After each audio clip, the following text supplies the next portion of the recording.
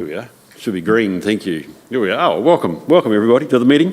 I won't totally repeat what I've said other than welcome to the meeting. It's great to see you folk, and which you're all saying is a cold day, but I think it's actually quite pleasant, but there we go. As somebody said, I come from further south. Apologies, I've got Nigel, obviously, Japan. Is that a holiday or is I should be careful, is it? Sister City, okay, so Nigel's over there. And Peter has indicated he's unable to make it today, so I'll move from the chair that we sustain those apologies. Thank you, Scotty. I'll put the motion. All those in favour, please say aye. Those against, it's carried. Nothing on outside of the agenda we need to raise urgently. Nigel, there's nothing from your side that, no, cracker. All matters of a minor nature. Are there any matters coming up that you need to note? Your chest's very loud. Any matters that you need to note coming up that could involve your interests? Be surprised. Okay, cool. Let's look at the minutes of our last meeting, 3 March. Gosh, that long ago. I'll move from the chair. We take them as true and correct. Do I have a seconder, please? Thank you, Michelle. Any matters of... Yes. Go for it. Not correction, but I note there's quite a few actions in those minutes, and I'm just concerned that they may get lost. We don't have an actions register for this committee, do we? Like, for example, suggested meeting with Fitch, and need for an IT strategy. There was a few things about the workshop and things like that, and it just concerns me that they'll get lost. It's a fair point. Do we not have the discipline of an actions register here at Timaru? It's a good point. I haven't seen one, to be honest. In every other committee. Oh, we should have here then. Jess, is that something that we can do? Surely. I do go through it, Michelle. Thank you for doing that. When I read the minutes to see if, firstly, it was at the meeting I was at, which generally is, but I did notice there were a couple of matters here that I picked up. One was that we wanted a demonstration of flowingly. I don't know whether it's going to happen at the risk workshop, but I noticed we've got a risk workshop this afternoon, so it'll clear that one out. And the annual refresh of risks will occur this afternoon, which is great. I noticed also the terms of reference for the resource consent, building consent process, and that's on our list for PX as well. So I think they were the 3, but you've picked out actually a good point, a meeting with Fitch. And the IT strategy. Sorry? And the IT strategy. And the IT strategy, okay. Stephen, I haven't heard of anything around Fitch, and they might be harder guys to actually get hold of at some stage. Yeah, I'm happy if it's more open as to when that occurs, but and they probably have to beam in from Sydney or wherever, but it would be useful just to have a short briefing at some stage from them. There's the report from Fitch in there, but there's the dossier. So would you like that at a committee meeting? I think it would be good, yeah. For half an hour? Or as a workshop outside of the meeting, but attached to it. Look, I suggested that actually, Andrew, on the basis that, and admittedly it wasn't Fitch, it was Standard & Poor's, but let's not worry about that. They were obviously doing their tour around New Zealand, and we had a chance in Wellington just to catch up with them for probably at max half an hour. So perhaps if it's timing and they're here, it might be a useful time rather than it becoming too deliberate. But it is important to us ultimately, the credit ratings. So it would be useful. You're giving us some interesting comparatives. So it would be useful to probably hear from the horse's mouth where that's at. So we treat that as an open. Sorry, Michelle, you raised or somebody the IT strategy. Is that correct? Is that under PX or is that under open? It's 6.4 on page 10 of these papers, and it says that it was confirmed the need for an IT strategy, and it's just, where is that at? Well, we can ask. So I'll give you quick feedback. So we haven't started that yet because we were doing the restructure, the change, and we've got a workshop booked in. I think it's in the next couple of weeks with the entire SLT to go through that and work out what exactly do we want to look like and what are the priorities going through. Doesn't mean nothing. Things are still continuing. We're actually doing a lot in that space, but we need to get that in a much more methodical order. Yeah. Okay, well, look, that just reinforces, Michelle, your point, which is the action register with an update on where things are at would just be helpful. So I presume my experience would be what a normal schedule at the end of the minutes so that we can just rock through that would be good, thank you. Was there anything else that we needed to pick up from the minutes? I think that looked like the list. Okay, with that, I don't think anybody's got any direct corrections. Michelle, thank you. Yes, you seconded my motion that we receive these. I'll put that motion. All those in favour, please say aye. Those against? It's carried. Thank you. Rightio, the first is substantive reports, Marianne, which is our work programme. Any comments you'd like to make, mate?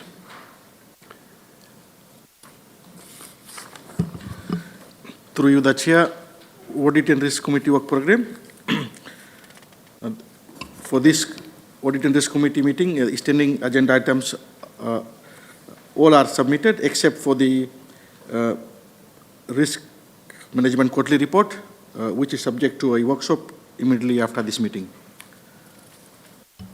Thanks for that, Marianne, and that's good. Any comments on our program?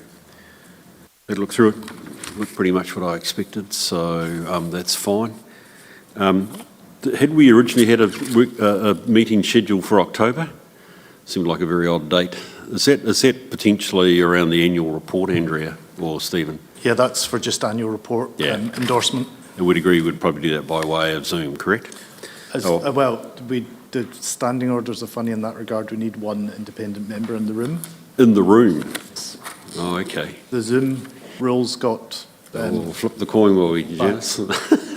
It's just the quorum rules for this committee are 3 people, including 1 independent member. You've got to be in the room.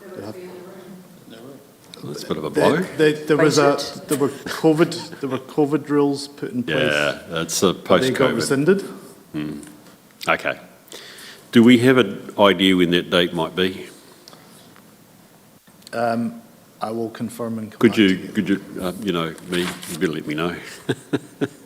Oh, that's a pity, actually. It's because it's now law, isn't it? I mean, it was that rescinding. I should have thought about that. Okay.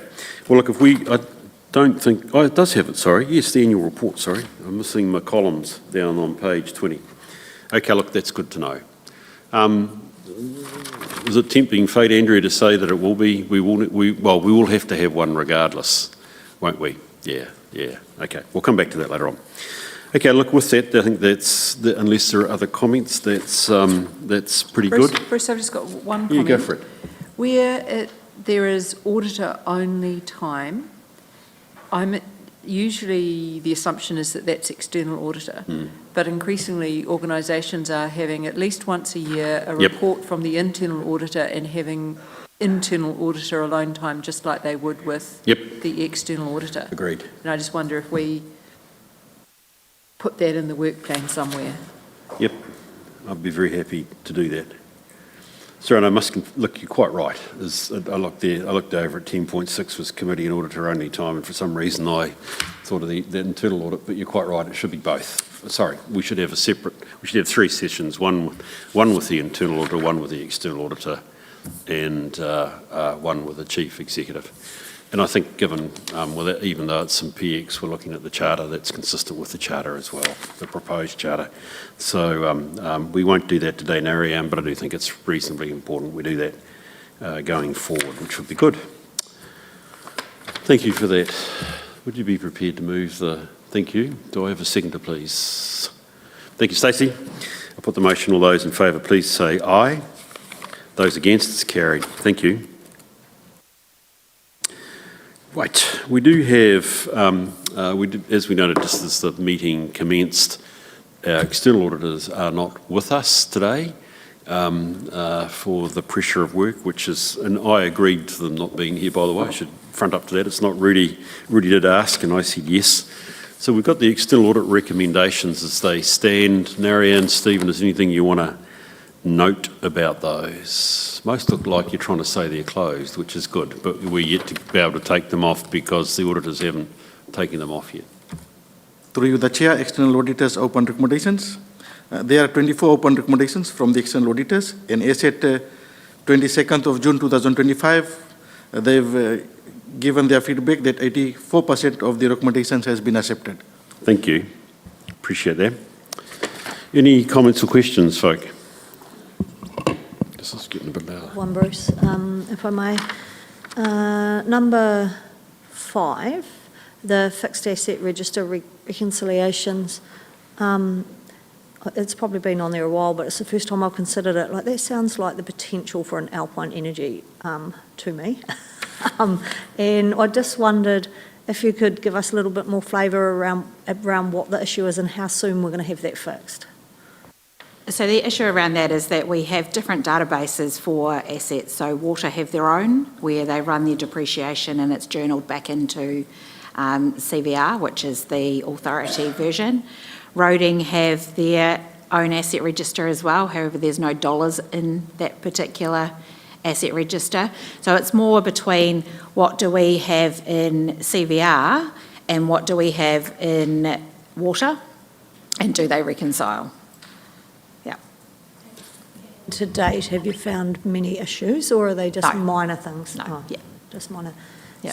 Yeah. It was just, there was a change in staff in that process because the work in progress was getting delayed and not getting updated and what have you. So it's a whole process that we're now like documenting and working through, so that will then become part of the, once again, the reconciliation on a quarterly basis at a minimum. Yeah. So I guess this may form part of your IT strategy, but reading all of these papers, not just at the point, I just got this, we're working in silos, and that's just a massive risk for problems. And I wonder how we're going to address that.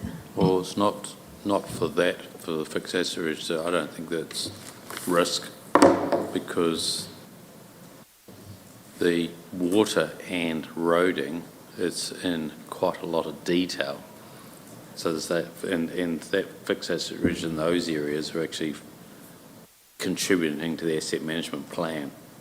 So the detail is there, and they're being put into the financial asset register at a higher level. So when you're looking at those particular assets, particularly doing your asset plan, you're dealing with the one in water. Yeah, and duplicating them, I don't think would actually add any value, to be honest, because the water team and the roading team would never look at the financial one, never. And one of them is well, it's not a worry because the detail is there. Yeah. But there does have to be a reconciliation. The dollars get capitalised into the finance one. Of course, but Councillor Pye was talking more about a risk between the two, and I think the risk is quite low, so long as you're getting those reconciliations done, because they're using them for different purposes. Does that make sense? Yeah. Would you back that up? Yes. And infrastructure man? Just say yes. And also they used, Dealing with the water main break. and they're also, those databases for water and roading are used for the evaluation as well. So they do literally almost go down to nuts and bolts. Whereas in a finance system, I don't want a nut or a bolt at $5 or whatever it is. Yeah. But to be clear, we've always been able to achieve a reconciliation between the database and at annual report time. The recommendation is more regular, and you mentioned quarterly, which makes a lot of sense to minimise the risks around the two databases getting out of whack to a point that we end up not doing it, which is not Timaru, not unheard of. Stacey? I would have thought too, a topic we're talking about today is that contract management. And I presume when you're when the finance starts talking to that asset management is on the reporting of that project or contract, because you will have a figure in there and you're looking at me as if say, no, okay, that's not good.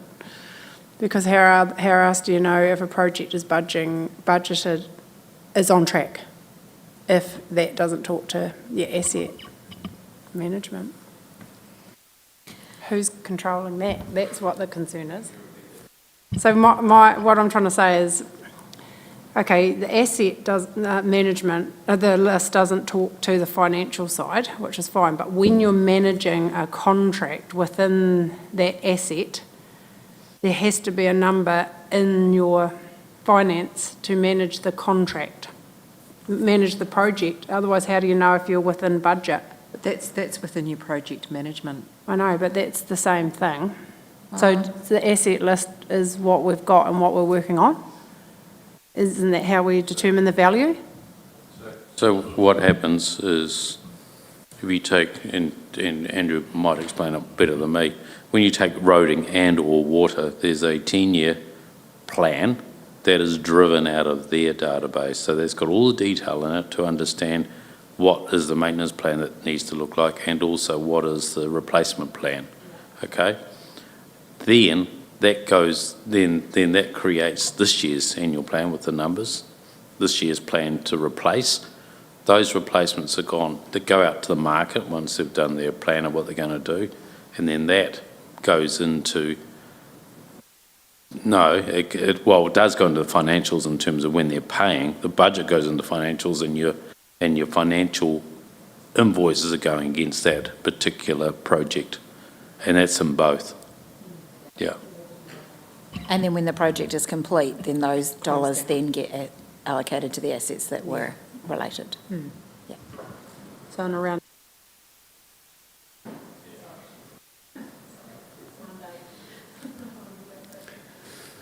But it still does give rise, Stacey, to the need to reconcile, because different decisions are potentially made by engineers which aren't necessarily captured by their finance. That's why, sorry, when I laughed, Nigel, a wee bit about the engineers not worried about the financial numbers. I've always argued that the engineer's best friend is their accountant, but it's not a commonly held view in local government, unfortunately.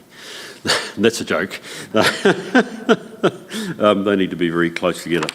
So what I'd take from this, because Andrew, I'm looking your way, because they tend to be primarily yours, is that these are largely in hand, other than there is stuff here at 30 June you got to worry about. So if I look at something like 14, which is impairment assessment for investments in subsidiaries and associates, which says, well, the review process has not come to us yet. I presume that's a year-end step you'll walk through with us when it's appropriate, correct? Right, okay, cool. And so, sorry, a lot of these, until we go through the year-end process, they can't actually be signed off. That's my point, yeah, okay. But you are expecting them all to be signed off? I would hope so, yes. Because some of them have been sitting there for Correct. many, many years. Yes. There's been a big push over the last, 3 to 6 months to actually nail down some of these. The only thing that I did want to pick up out of this was that we do have the Wakako Tahi investment audit. And 22 says develop a clear and consistent audit trail to support claims for funding assistance. They tend to be pretty time-bound. Where are we at with that? Because actually that's security of our revenue, and it's a pretty big part to our revenue base. Where's that at? The answer was as above, and I wasn't quite certain where as above was, because we're dealing with Wakako Tahi. And its proposed changes to the financial system will further support alignment. Likely we'll be able to close this out in the new financial year. Can I just get a bit of a clarification on that? So we're saying 30 June, it'll be dead.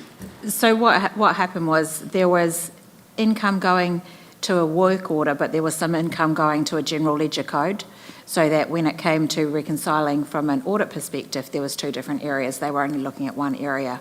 So going forward from 1 July, there will only be one place where it all goes, and therefore it can be easily reconciled with NZTAs. That 1 July 24 or 25, to be slightly pedantic, given we said this would be done by 30 June 24. I'm 90% sure there was a new work order set up 1 July 24. For the current financial year. Cool. That's what I was keen to know. So in other words, we think it's closed. Great. Okay, thank you. Any other comments or questions from folk? There being none, let's go to the resolution. which is that we receive and note the updates. I'll move that. I've got a seconder, please. Thanks, Michelle. I'll put the motion. All those in favour, please say aye. Those against, it's carried. Thank you. Narayan, your internal audit activity, buddy, the recommendations.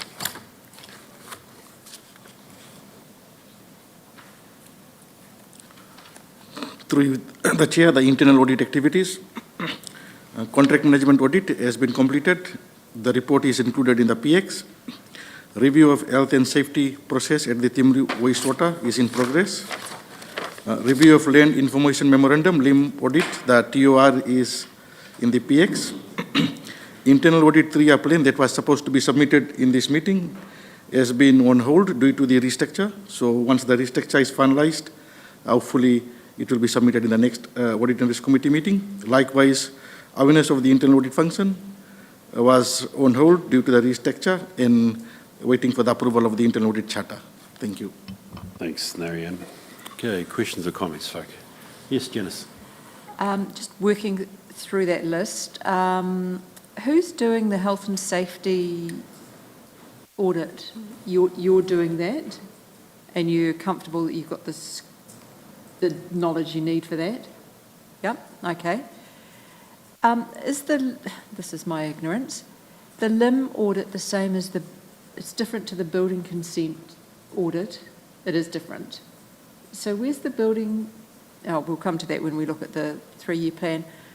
And just some clarification as to why the restructure means that we can't put an internal audit plan together or raise awareness of the internal function. Why is the restructure holding that up? You won't need to answer that, Narayan. I imagine it's above your pay grade. But It's probably just a bandwidth thing at the moment. We're sort of waiting for the dust to settle before we start doing. So it's not the restructure Because itself? it's not the restructure itself, but it's just the environment that it's in, and knowing sort of how all the teams are set. We kind of know which areas we can focus on in a wider context, but the kind of advocacy work and that sort of thing isn't perfect. And also for the 3-year plan, as part of the next paper, we'll want some feedback from you as to where to go next. Cool. Yeah, thanks, Stephen. I'm not wedded to having a 3-year rolling plan agreed by the end of the financial year, but it is ideal. So I understand that your point, and I'm sure that will be rectified next year. So I'm comfortable with that in the long run. Any other questions or comments? Probably not, because we've got a fair bit to go still on internal audit. So we receive and we confirm the upcoming areas 5, which is continuation of health and safety and obviously the LIM audit. Move in a second, please. Thank you, you two. I'll go Scotty and Michelle. I'll put the motion. All those in favour, please say aye. Those against, it's carried. Rightio, the Forward Works program. Well, Stephen, it seems you rather than Narayan, so on your hands. Yep. So this report's just indicating what's left in the Deloitte audit plan for year 3 of the 3-year plan that they put in place. And just suggesting some areas that we think could be postponed and some areas that we think could be a higher priority going ahead. But we'd like to take your steer on that. So if you've got any questions. I should know the answer, Stephen, but just context, remind me about why we've got a Deloitte 3-year plan and we're also discussing 3-year plans with Narayan. This was prior to Narayan's engagement with us, wasn't it? But I can't quite remember why we ended up. Did Deloitte do some foundational work for us to work out what a 3-year plan would look like? 2.5 years ago, Deloitte did a plan. Yes. Set up the internal audit function. And they did a few of the initial audits, and then they brought Narayan on board. So we're sort of finishing up that plan, but it was very, it's quite generic in that it covers anything. So we thought at this point it would be good to get the committee's input if they think it's still fit for purpose, and if they think we should just stay the course on that one or go in a different direction. Okay, so we're open to comments, but what I did, and committee members, it may be of interest to you, I looked at page 41, which was the proposed internal audit plan, which I assume was from my memory, was the adopted 3-year rolling program at this stage. So in essence, because Elliot's done the legislative compliance integrity framework, I'm assuming that's done, it really means the items between 7 and I got down to 14, sorry, as being the particular audits in question. Is that right? I think it goes all the way up to 16. All the way up to 16? Yeah. Okay, because I had question marks over that because I wasn't quite certain where this stopped and finished. Okay. I think it was designed with the thought that we'd engage Deloitte to do quite a few of those things, but whether we, in current financial times, want to do that is another matter, as opposed to have it internally resourced. Yeah, so this is all to be done internally through the hard yards of Narayan, correct? Yep. Okay, thank you. So there we are. I just want to get that contextual stuff. Janice. Yeah, I also went to page 41 because it's the way I like to visualise things in that sort of format. And I would like to see what audits, this sort of format, but the audits that we've done in the last 2 to 3 years, like they're here, and then adding on the ones that we've got scheduled for this current year, and then what's proposed in the next 2 years, so that we've got a visual thing so we can see when something's been done, when it might be due again. It's all on one page, easy for us to look at, rather than wading through narrative. Yep, we can do that. And the next question is, how many can Narayan do in a year? Narayan, because if I look at it this way, if I can just try and help it, the operational expenditure and policy review, if I've got correctly, will be done this year. That's what I mean, we're sort of well, getting done stuck in year 25, 26. Yeah, okay. Yeah. So, but that's slated to be done. Contract management is done. Yep. The LIM process, we have the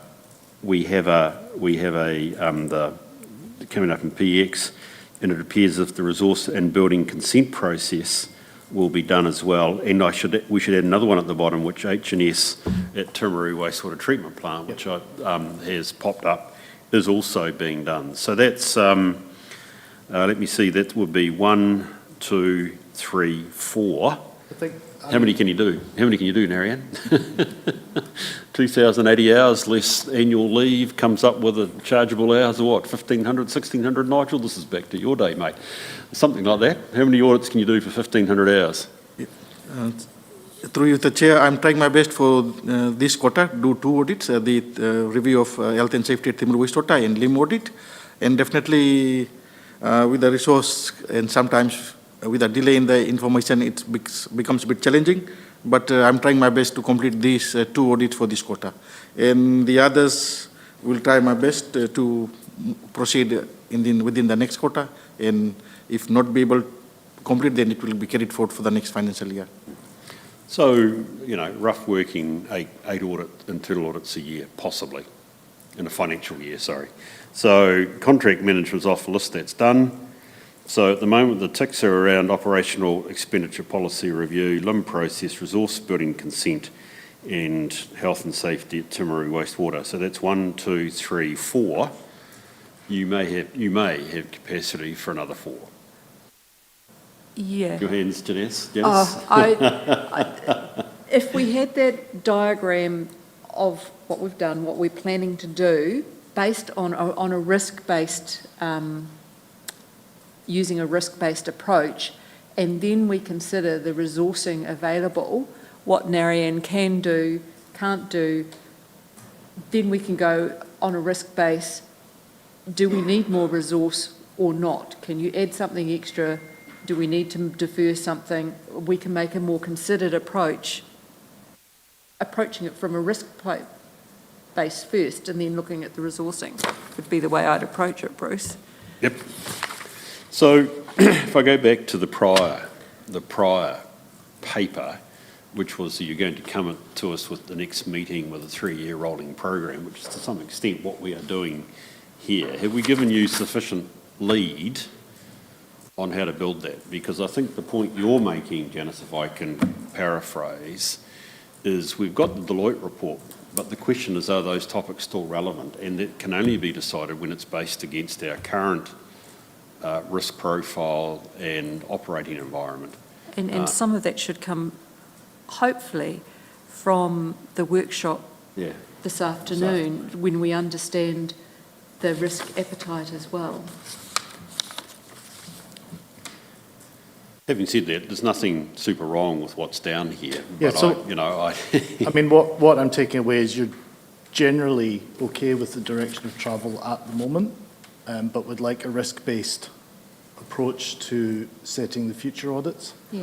The one I did have a question about specifically in here was the accounts payable.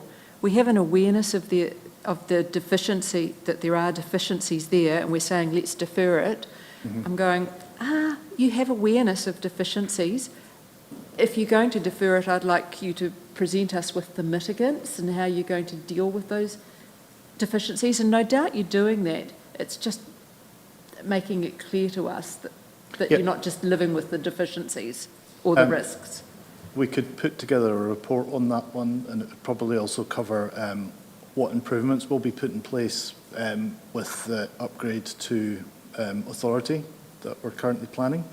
At the moment, we're using ESCR for reconciling payments and invoices, but that will all go into authority. That doesn't need a whole report. It just needs some trail so that this committee and council can see that, yes, there's an awareness of the deficiencies. We're saying let's defer any internal audit, but in the meantime, we've put these measures in place. Can I just comment on that, please? When this Deloitte report was done, we were running an authority through the payable section, but since that time, we have actually implemented a new payable system, which all of our invoices, or majority of the invoices, go through. We've now added on the purchase order side of it to that same program.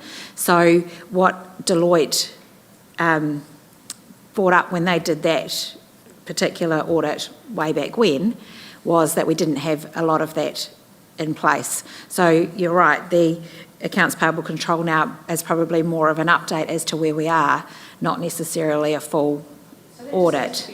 Yes. Yeah, because Andrea, what I exactly agree with Janice's point. I heard deficiencies, and I must confess, perhaps being slightly snide, I thought we spent so many hours in this room trying to work out whether ESCR would actually work, and now we've got rid of it. I wonder whether we could have made a quicker decision somewhere further down the track. But it does raise that question. So we're running, this paper says we're running a risk now. And I think you're saying to me, probably not. But it would be good for the committee, as you said, to have that trail, okay, which is comforting. And of course, the whole authority thing will back into the IT strategy, which we already talked about as well. So, okay, that's cool. Scotty, Michelle, Stacey, sorry, we're doing a bit of talking here. Yes, Scotty. Just while there's a lot of pages here, I've got notes all over. I've just got to scroll back. I see you a hard copy at some stage, Scotty. Yes. I was just interested in, under high priority, we would suggest that the resource building consent process be an area that would be valued in prioritising. My only question was there's significant reform happening in this space, and I wondered of the value in attempting that right now with this reform taking place, and if there was something instead that could be brought forward to fill that gap, if there wasn't value in doing that right now. Just noting when we go through this Deloitte report that it was 2023, and I look at all the interviewees there, be Jason Rivet, John, Nigel, Beth Stewart, that 6 of the 10 people who were interviewed that helped formulate this plan are no longer here, and I'd be quite interested to know, this is something we'll do this afternoon, and what the current CE thought the priorities were. I think with the building resource consent process, as we were going through the financial systems, we're noting that we're not sure about the cost recovery through that process, and whether that's up to date. And I think with the reform of that one, making sure we're kind of shipshape going into that process versus not. Yeah, on the other side, then finding the deficiencies might be quite valuable, but I'm happy to take the steer from the committee on that one. I've got to agree with Councillor Shannon. Water is going through reform.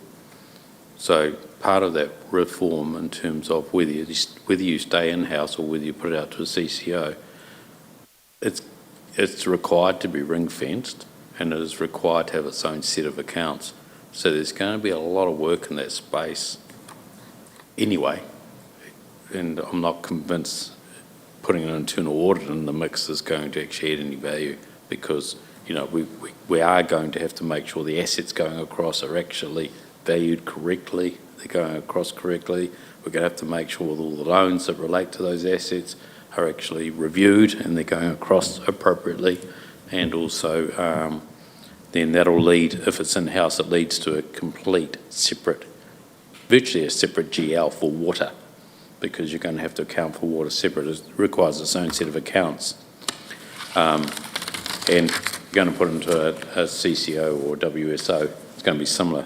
I've lost my train of thought. What worries me around what Stephen was saying is, I think a lot of our internal controls are probably pretty sound. The revenue we know that we've got to invoice for, we invoice for. The expenses we know we've got to pay, we've got good processes around that. What we're not really good at is allocating overheads, or having the allocation model really thought through and actually sorted. And that leads to our charge-out rates that are in our financial policy. They're a bit, in my view, they're a bit hit and miss, and that's got to be sorted.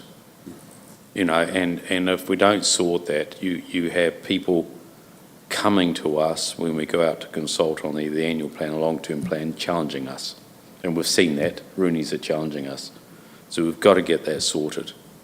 And that is part of re-implementing the finance system, because you're going to actually have to make sure the chart of accounts is conducive to that, but also we have a very, very well thought out hierarchy of what we deal with overheads. And some of those overheads won't be allocated to anyone, they'll just be purely rates paid. And I'm not convinced we've got that sorted now in our systems. With that, or am I overstating it?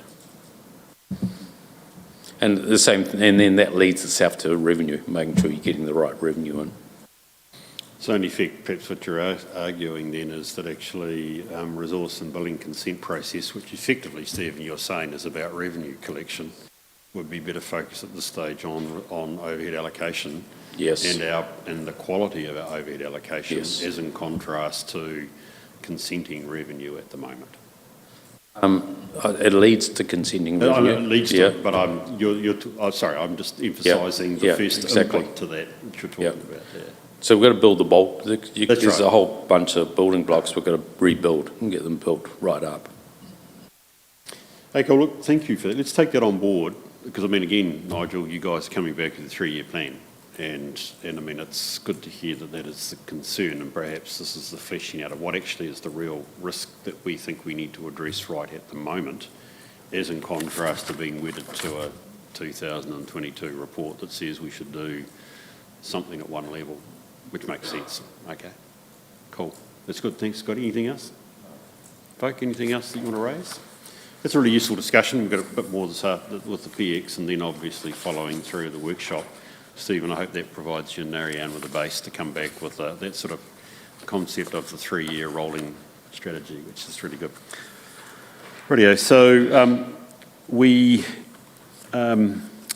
sorry, am I on the right paper? I am.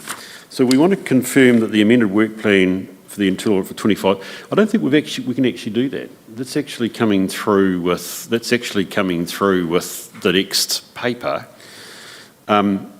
Perhaps to help you, we could confirm well,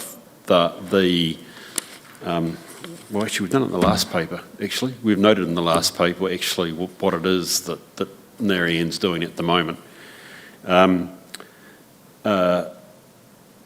just wonder whether we should just perhaps change this to the committee receives the report, noting the further work that will be done in developing a full 3-year plan. I think that would be helpful rather than trying to fix this. We really are only receiving the advice, and we're noting that you will prepare a 3-year plan for the next meeting, which would be superb.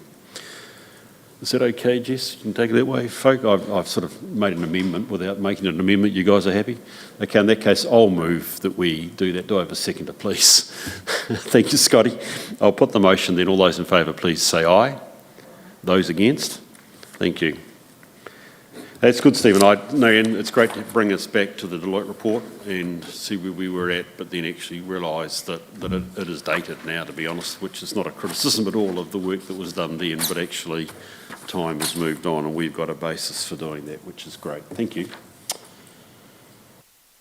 Sensitive expenditure policy. Brendan, I take it. I think we've met before. You've appeared before here before, have you, Brendan? You have, the last meeting. Yeah. Well, welcome back. It's great to have you back. I'm interested in your comments, please, on your policy. Thank you very much, Mr. Chair. Good morning, committee members. I'll mainly take the report as read, but just note a couple of things at the outset. Firstly, my colleague Nigel is absent today. I think he's taking a extra long weekend. So if there are any questions that I can't answer, we can ask him when he's back and get back to the committee. Today is focused on the actual policy itself. You'll note that I've included the expenditure guidelines and procedures as well for completeness, even though those are, as per the current version, managed and approved by SLT. But I'm happy to receive feedback on that as well. I do understand that you've received the track-changed version. That, apologies, was not in the original agenda due to my inability to manage InfoCouncil. And then also just note and appreciate, Mr. Chair, your flexibility regarding the timeframe. The original intention when we presented 3 months ago was to have undertaken the internal consultation already, but we felt, again, as per perhaps that internal audit point in the previous report, given the attention of the internal staff on the restructure, that there was no appetite to actually undertake this. We wouldn't have got meaningful feedback. It would have just been something that breezed past, and there would have been an opportunity missed. So given that we were 6 months actually ahead of the review deadline anyway, it seemed to us that it would be sensible to just push that back, and I think we'll get a better result from that. In the track change policy, there's a decent amount of red, but most of that is, I would consider to be non-material, such as in the definitions section, just putting everything in alphabetical order and things like that. The report breaks down on point 8, so about 5 key material changes, or what we consider to be material changes, and I'm very happy to speak to any of that, and if you have any questions about that, I'm also happy to receive any feedback on the appendix. Ultimately, we hope to get your endorsement of the draft policy to enable us to proceed to consultation. Thank you, and I'm very happy to take questions. Thanks, Brendan. Appreciate that. Folk, do you have questions or comments for Brendan? Stacey. Where you go, Stacey. Just a couple of questions. I just wondered on the loyalty rewards on page 68. My question is, do we audit or monitor that to ensure that there's no bias when it comes to procurement decisions? Like, does that get audited? I couldn't see if it did or not. To clarify, this is 7.3 in the appendix, is that right? Yep.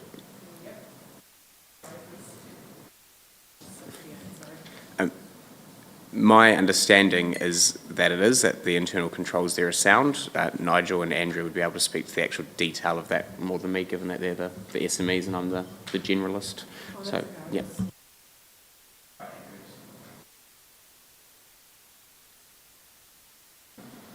My understanding is that we're fine, but if you like, I can get Nigel to comment on that specifically when he gets back and send an email around, if that's okay. Yep. And then just one more around entertainment and hospitality controls. I see that the team building expenses and internal events can be approved by SLT even without a budget specifically allocated. I just wondered if this could be seen as an open-ended approval pathway. So is there a cap or framework on what is considered reasonable in spending, and is it reported to council? In terms of the latter point, yes, reported to council, I believe, through Ashley's quarterly report. All sensitive expenditures reported.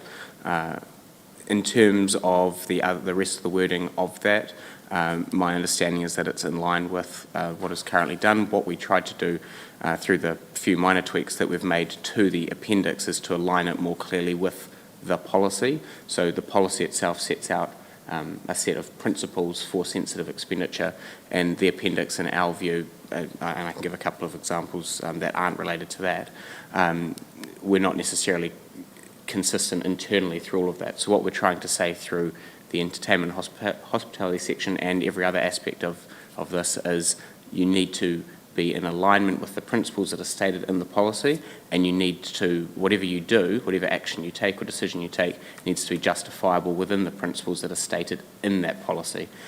We fully appreciate that sensitive expenditure can be done on a case-by-case basis because not all sensitive expenditure can necessarily be predicted. So in that sense, those principles are our foundational stone. And if there are any issues, then that would be, identified subsequently where someone feels that something wasn't dealt with appropriately, then that would be managed through the controls that are in place within the policy and the appendix in terms of the one-up principle, in terms of the reporting and the like. We've also made it clearer in the policy how any sensitive expenditure that's undertaken, for example, reimbursements, where someone looks to get reimbursed but it's deemed not to be appropriate sensitive expenditure, how that's dealt with, because that was something that came up 3 months ago out of this committee. It's certainly not just assumed that something that is paid is an automatic reimbursement. And that is, sorry, I feel like I'm possibly waffling here, so please pull me up if I'm not making sense. But there's a decent amount in my head on this. And this is also one key reason, to your question, why we have merged the two previous documents, being the policy and then the separate appendix. We've merged that into one document because we had staff internally who weren't necessarily aware that both existed, and they're opposite sides of the same coin. We want to make it really clear to staff what the expectations are, how to set them up for success, and once this is, in whatever guise is eventually approved, once this is rolled out, we certainly intend to do a little bit of work with staff to make sure that they're aware of that. Does that answer your question? Okay, sorry. Actually, Brendan, I think the simple question for me is, one presumes that when, for instance, as Stacey mentioned there was a decision made around sensitive expenditure for an event, it's still got to come within a budget. It's got to be within some budget provision. It can't be just you talked about a pathway to spend. It's got to be within a budget, right? Of course. Yeah, it must come, but the delegation can only be exercised inside an existing budget. Yep. Otherwise, it's unapproved expenditure, and it's going to make a big difference somewhere in the system, surely. Right? Exactly. Yeah. Perhaps the tricky wording there is, Councillor Scott, correct me if I've misidentified it, but is it the sentence, in such cases, pre-approval by the relevant SRT member is required if the budget used has not been explicitly created for such initiatives? Is that the sentence? It was just more, just how is that evenly allocated across departments? If there's no budget allocation or control, Paul could be really happy with his team, and I was just wondering how that was managed, because it doesn't really talk about that in this. I suppose that comes down to a separate question, which is how budgets and separate buckets of money are set up separately, which is, does clearly sit outside this budget. What that sentence that I identified before is trying to get at is simply as I said before, we can't necessarily predict all cases of sensitive expenditure. There might be some sensitive or an item of sensitive expenditure that aligns really clearly with a preset bucket, in which case that's quite straightforward if all the other ticks and checks and balances are met. But if there's something that sits outside that, then yes, it needs to be part of an existing budget, but if it's not really clear that it necessarily belongs immediately to that bucket, then yes, there's that separate control.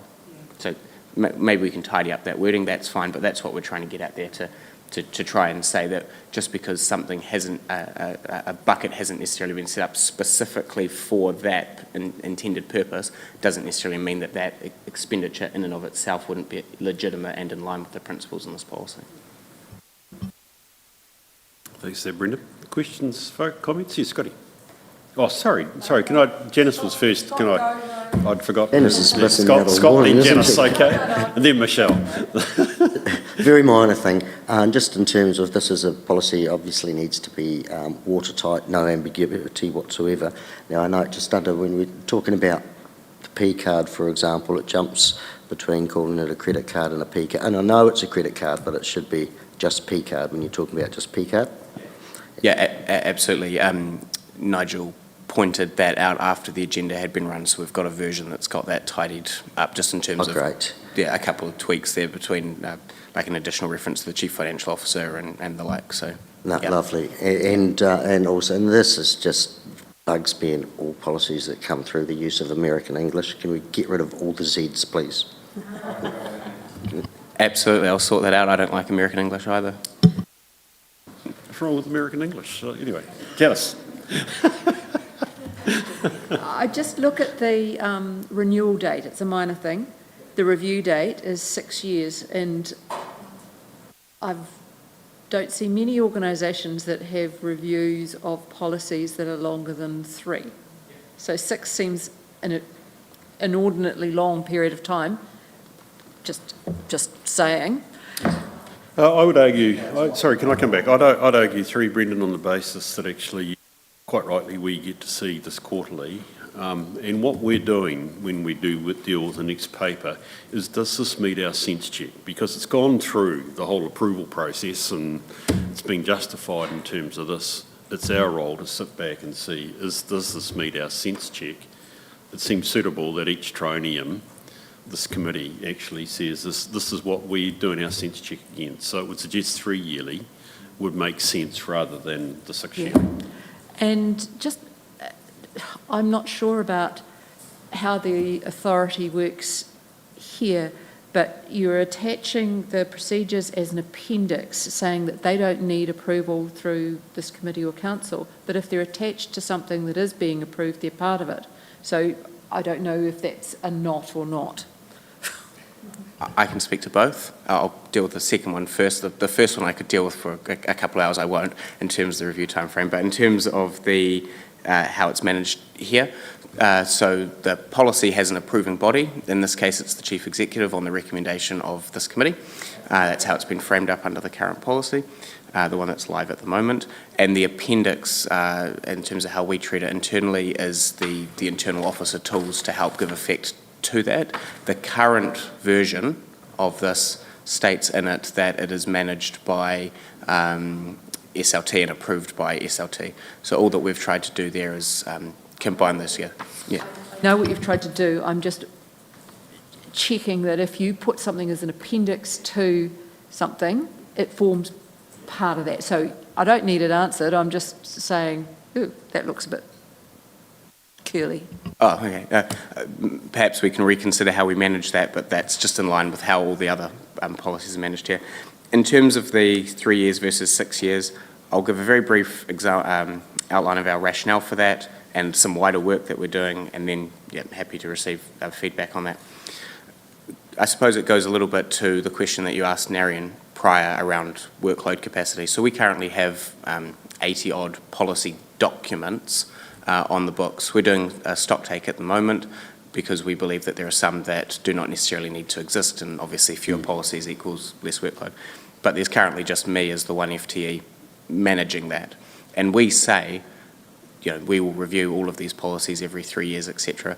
But in practice, there isn't the capacity currently to do that. So therefore, in practice, unless something has high priority, such as this, or is legislatively required to be done at a particular time, then that doesn't, other ones slide. We've got certain policies that haven't been formally reviewed, and I've spoken to wider council about this, it's not news, for 7 or 8 years.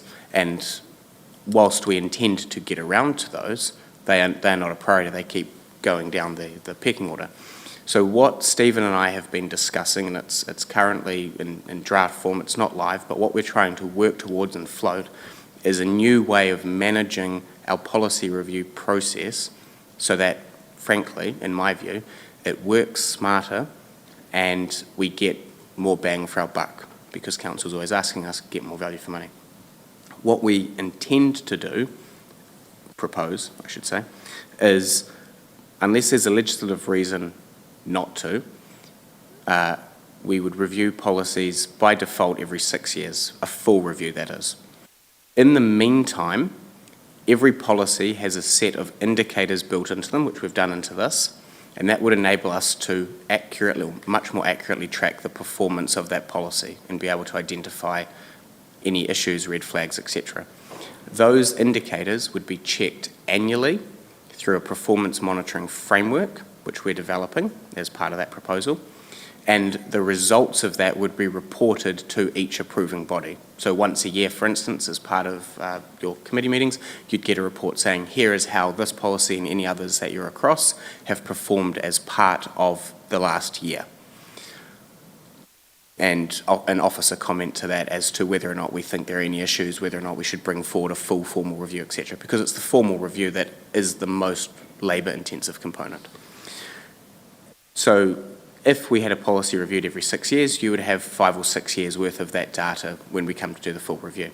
Every 3 years, halfway through that 6-year cycle, there would also be an internal review where myself and the subject matter experts would sit down, do a formal but internal process where we more formally check how those indicators are performing. Are we concerned? Do we need to recommend an earlier review, etc.? And on that basis, that then means that the workload becomes a lot more manageable. We can do a lot more, frankly, with the resource that we have. So that's where we're proposing to move. I fully appreciate that the trade-off with that means that for some policies, if this proposal goes ahead, because it's an if that goes ahead, it does mean that there are fewer formal reviews, but with the caveat that there's always the opportunity to bring reviews forward if deemed necessary. So I suppose that's the reason, the rationale why we're looking at that 6-year default, and very happy to take feedback on that and fully appreciate it's a trade-off. Thoughts? I'm comfortable. What I would like to see out of that, though, is actually when, assuming you're saying it's proposed, I don't know who's approving it, it's you, Nigel.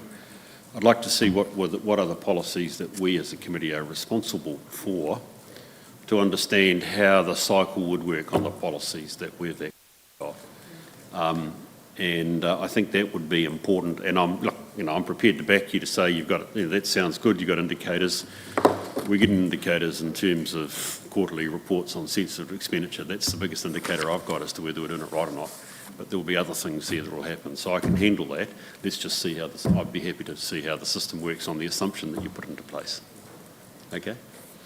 Just a couple of very quick comments from me about the policy. And I just wanted to note, because I think this should be an indicator, is paragraph 4.6. It's perhaps one of the more obscure ones, which says that even though sensitive expenditure in and of itself can be justified, sometimes it's the combined amount spent in a particular category that is actually needs to be looked at. And I would totally agree with this. I sign around the country a whole lot of sensitive expenditure payments off. I can let you know that I'm talking to 1 or 2 people about what they spend money on. Not here, by the way, I can say that. I want to be clear about that, because actually while each and every transaction is justifiable, when you look at it in total, it comes to a fair whack.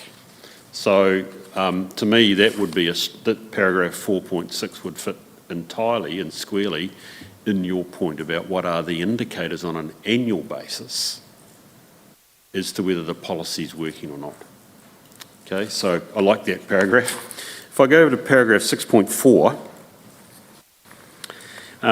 what I say, this is a very, Timaru, very tight sort of thou shalt not do things type policy. We say any request for reimbursement of sensitive expenditure that is declined, this is paragraph 6.4, because it's deemed to not meet the requirements of this policy, etc., seems to me under 6.5 to be potentially treated as a breach of the policy. Now, technically that's correct, but it sort of is also very quickly timed in with disciplinary action.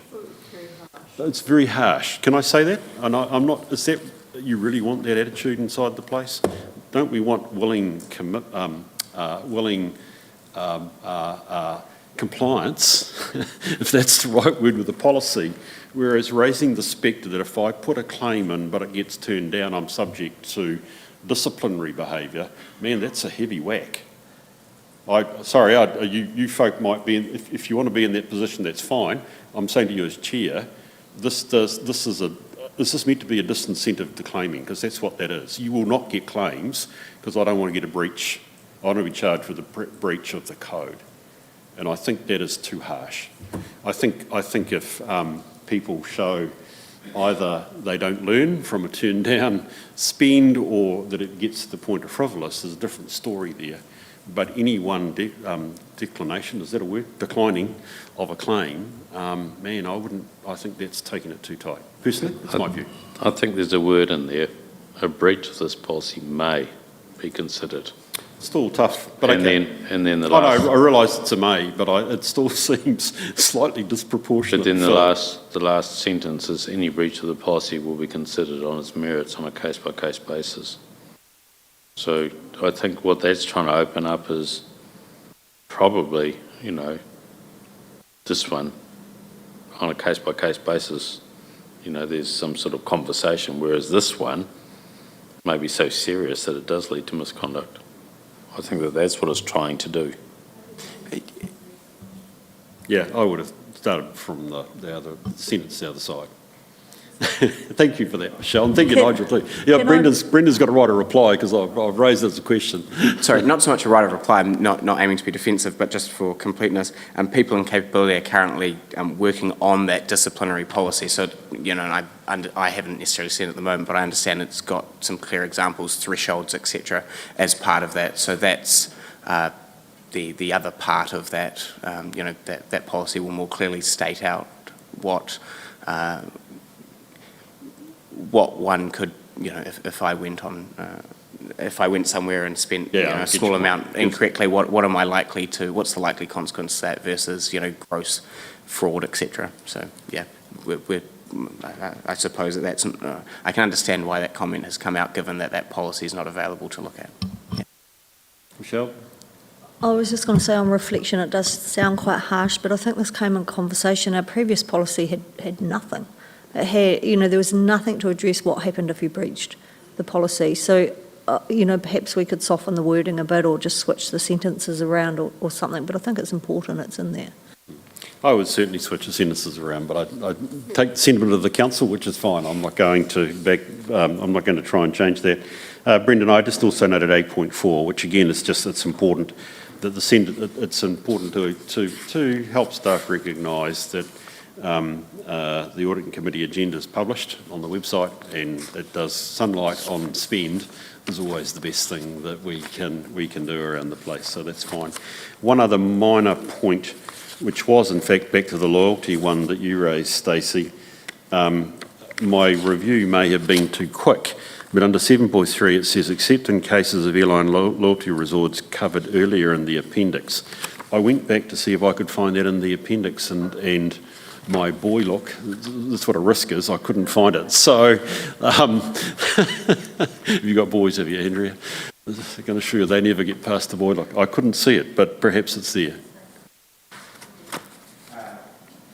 I think it's under 3.3, but I'm doing a very, Oh, there we are. 3.3, third paragraph from the bottom, if that's what you're referring to.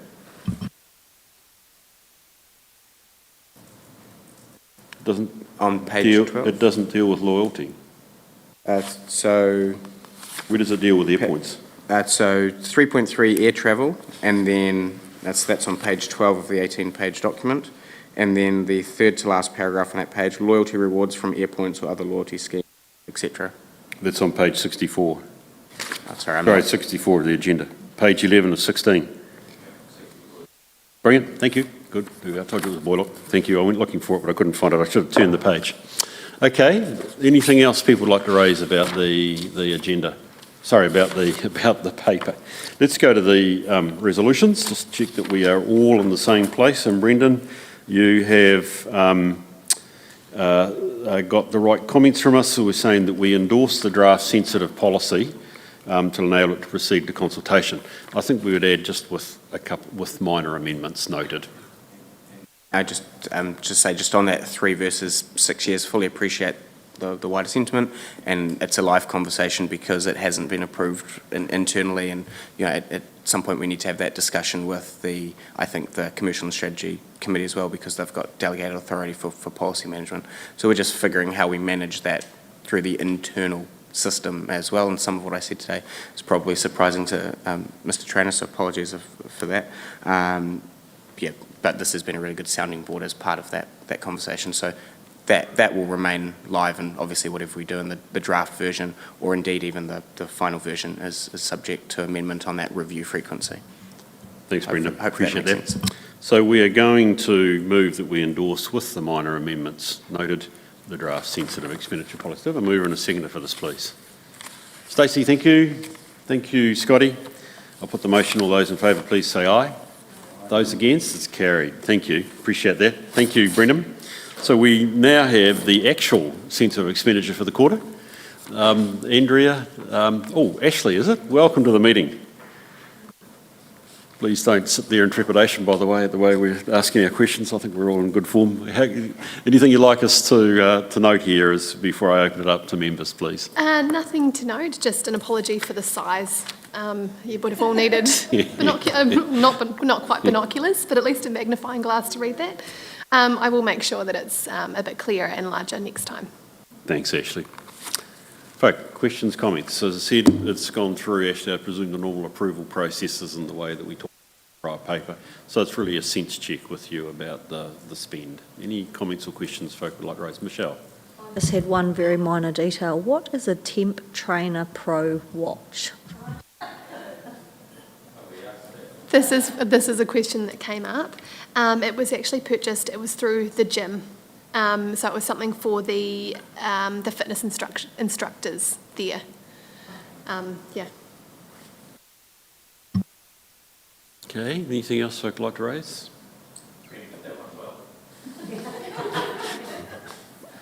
Righty, don't sense there's a need to take it further, so there we go. The resolution is that we receive a note. Bearing in mind this is published on the website, well, it's published now, so it's a good thing to do. I'll move in a second, please. Thank you, Michelle. Thank you, Stacey. I'll put the motion. All those in favour, please say aye. Those against, it's carried. Thank you. I think we'll see if we can get a couple of papers in, then I suggest we just have a short break for 5 minutes. We are going to break, I think, at 11:30 for lunch, which is just recognising, I think, Stephen, that it's about halfway through the day for us. Okay, credit rating update. Andrea? So in a prior meeting, we presented the draft. This is essentially just receiving the version that was published with all the pretty graphs and details in it that didn't come in the draft version in, was it February? I think March we had the draft version. So comments, folk, anything, is anything in the final version, Andrea, that you want to draw our attention to? I know, it was exactly the same as the draft version. Thank you. Any other, yes, Michelle? I'm going to have to confess, I obviously didn't read the draft version well enough, because I have quite a few comments on this one, and maybe if we have a meeting with the authors at some point, it might answer some of my questions, but there's some commentary stuff in there that I just wonder where they get that from, like the district's well-developed road and rail networks. It sounds like an opinion rather than facts. I wonder what they base those opinions on. But I did have some questions around some of the figures. There was a table on page 77 of the agenda, expenditure breakdown. I thought that was actually a really good table, and it would be good to see that over time. It talked about staff costs as a percentage of total expenditure and OPEX and capital, and also compared to other councils. It was just a nice to have, not a need to have. Won't you have that with the disclosure regs coming out? Oh, yeah, we'll probably get them anyway, yeah. Then I had some concerns about on, page 78. They say we expect CapEx to be equivalent to around 1/3 of Timaru's total revenue for the 5 years to FY29. And there's quite a few parts where they refer to things like that, but they don't line up with our long-term plan. And I'm just going, well, where have they got their figures from? There's another example.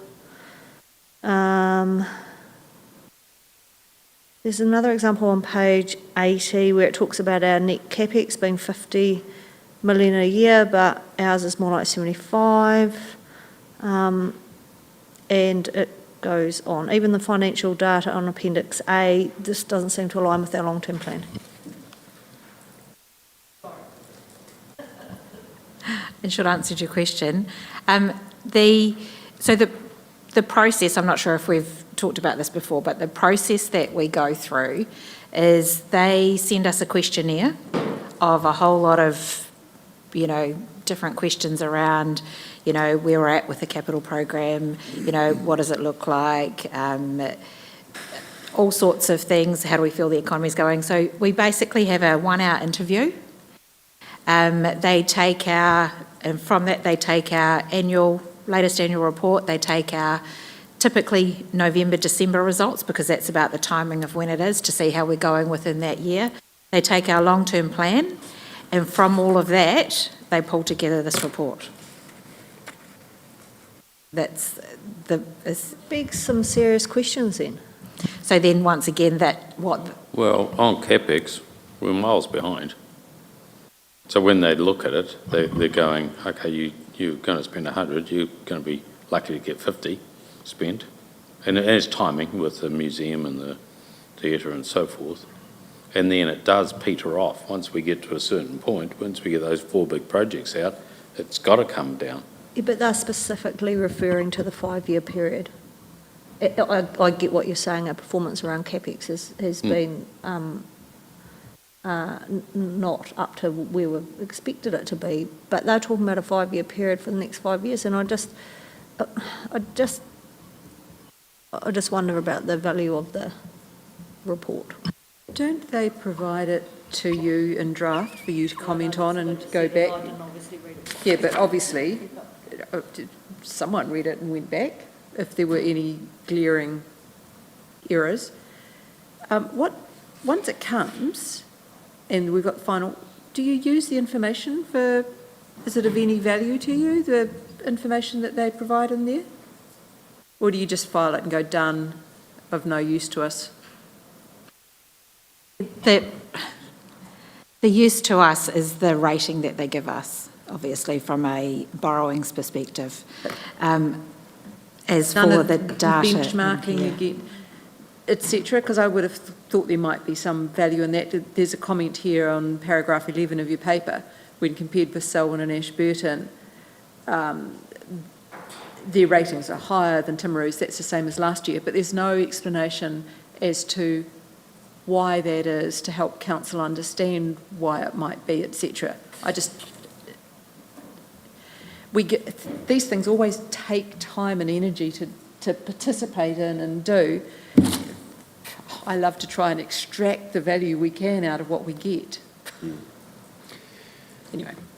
For some of my councils, Janice, we would understand closely how they do their calculations. They do a level of recalculation here, which is the Fitch approach to analysis.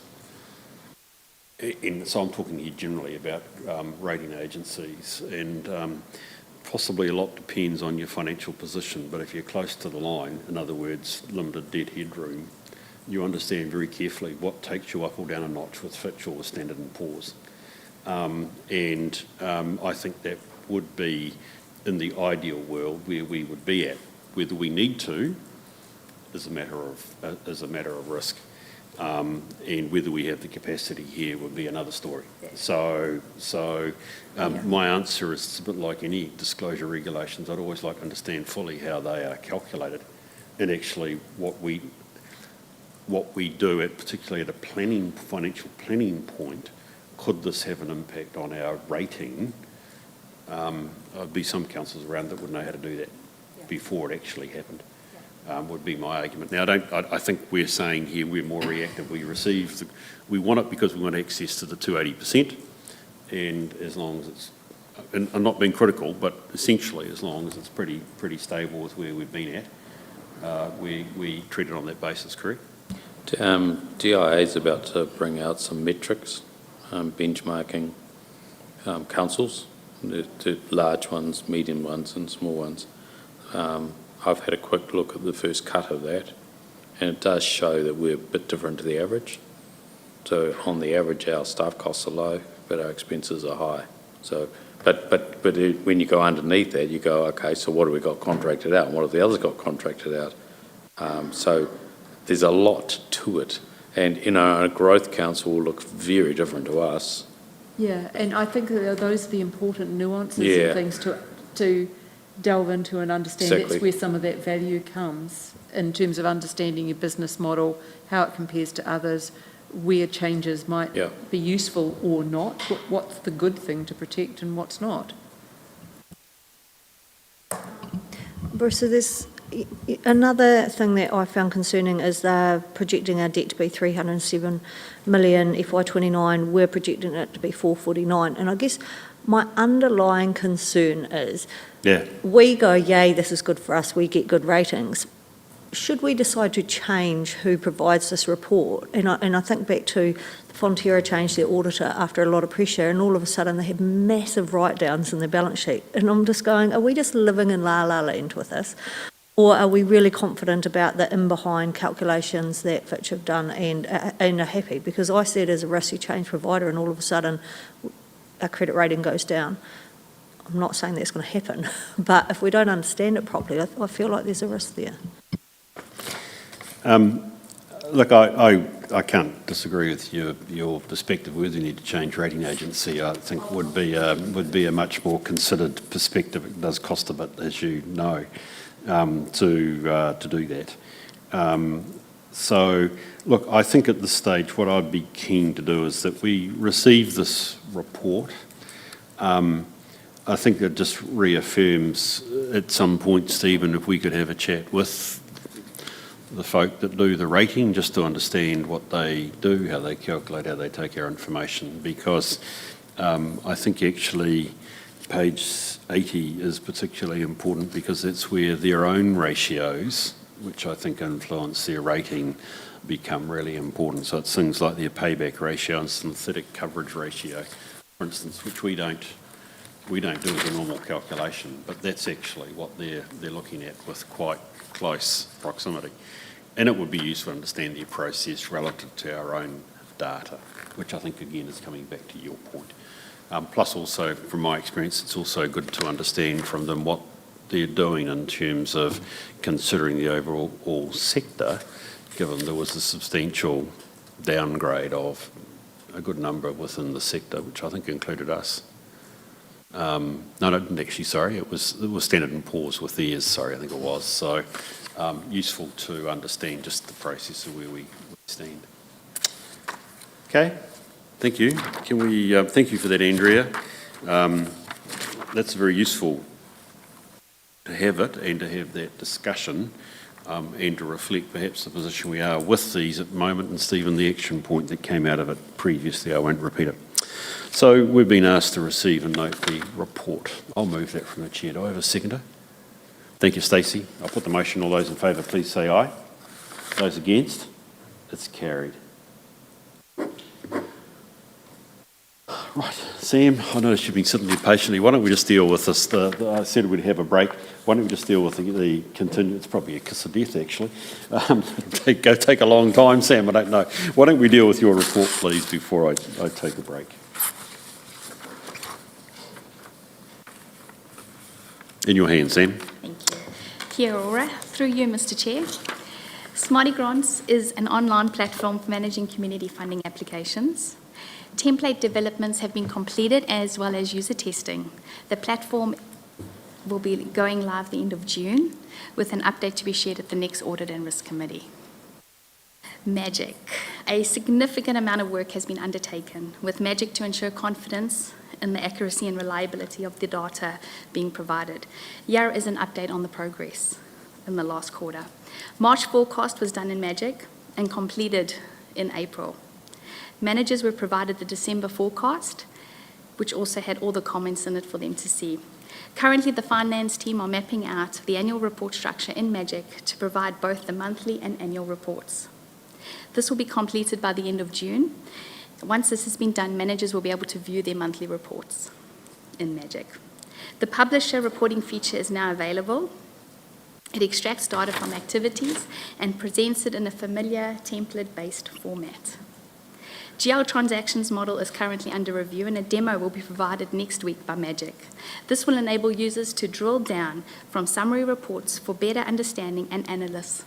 It also provides a detailed visibility into individual transactions that make up the financial balances. We are also looking at the phasing model. The work will commence this week. This splits a total budget amount into periodic allocations according to a phasing pattern. This ensures your spending and income projections align with the organisational timing. This is on track and we're still expecting for this project to be completed by October 2025. Thank you. Thanks, Sam. Any questions or comments for Sam on this paper? Yes. Dennis. Thanks for that, Sam. And I have some general observations. The table on page 88 gives us a pretty good indication of where these projects are and how they're going.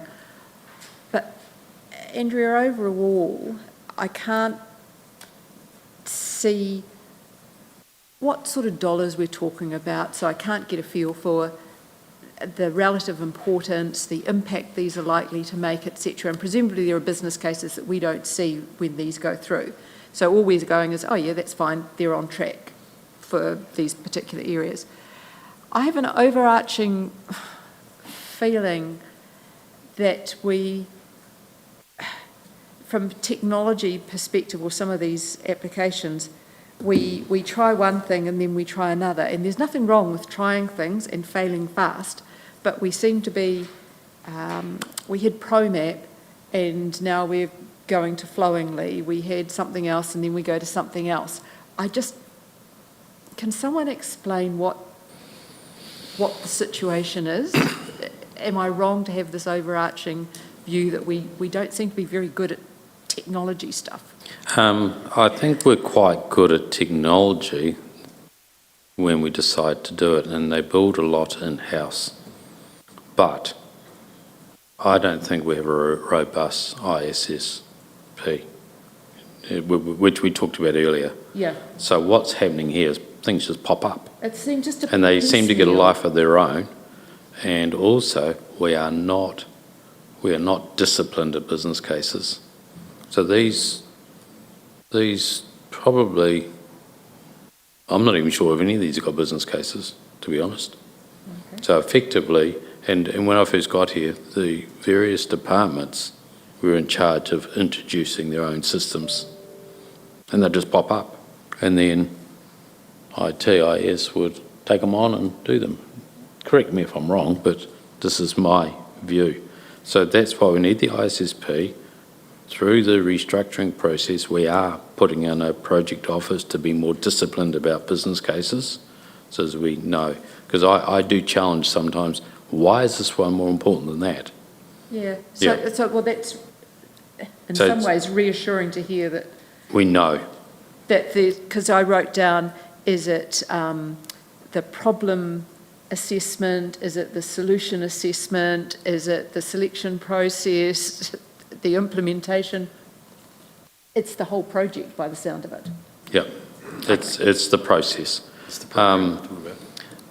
This magic one, though, it doesn't have a business case sitting through it, but when the team went up to Palmerston North to look at what they were doing with authority, they use magic as well.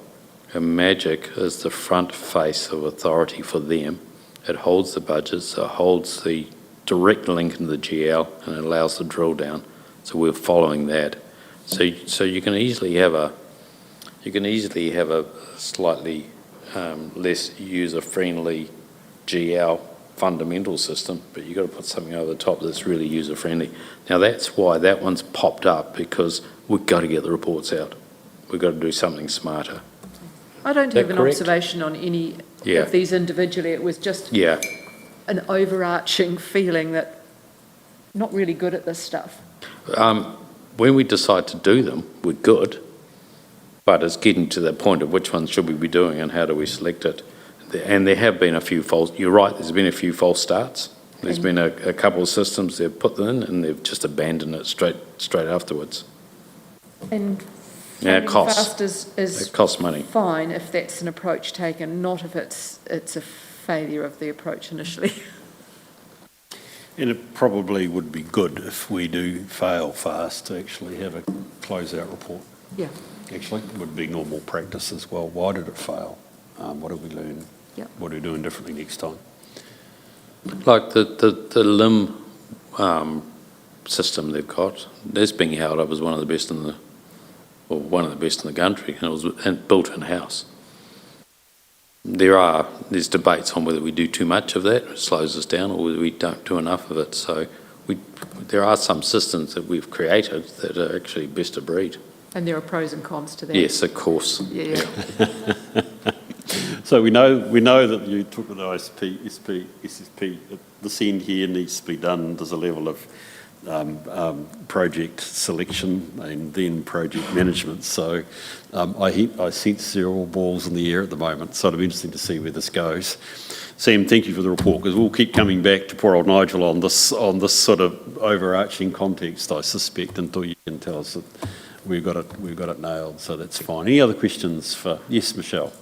They're kind of a similar nature. I just feel like as council and this committee, we're a bit blind in this whole area. Like, we don't know what the budgets are, what the projects are, what the post-project reviews are, whether they came in on budget. But most importantly, for me, is in that whole financial system. And I know we've identified issues and we're looking at a fix, but for council, it'd be really good to have a bit of a plan on what the systems we use and how they fit together and what we're planning and by what date, because until we get that, there's a lack of trust in the numbers still, and that will really go a long way to building trust in the numbers that we get. Sorry, one other thing. Sam, and I'm sure I asked this last time, and you gave me an answer and I've forgotten, but the table, could you put a legend on it? Because I look at it and go, oh, we're all green, we've finished all those projects, but that's not what the green means, is it? I don't know. What's orange and what's green, so I'm kind of confused. And how can we be on track with overall? I just got a bit confused with that table. That's all good. Thank you, Michelle. Any other questions? Right, let's go to the resolution, please. Thank you, Sam, that we receive and we note the continuous improvement update. I'll move that. Do I have a seconder, please? Thank you, Michelle. Put the motion. All those in favour, please say aye. Those against, it's carried. I do think we should take a couple of minutes off just to breathe, but 2 minutes really means 5, so I need you back here at 5 to make the most of the